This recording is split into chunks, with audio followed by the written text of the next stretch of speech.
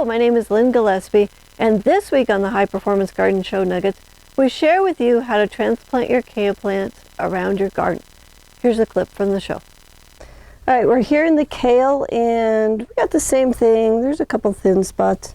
So what I want to do is just pop up some of these thicker spots like this, and we're going to go ahead and take the leaves off the top, protecting the crown, kind of like we do the lettuce, and then we can transplant the kale around. It does pretty good transplanting, but you definitely want to take some of the leaf material off. These kales are getting a little bit big, so you can see why we want to shorten that top a little bit.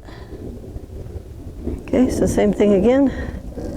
Just tear that off the top, and then you got your little plants, and we can transplant these around the garden.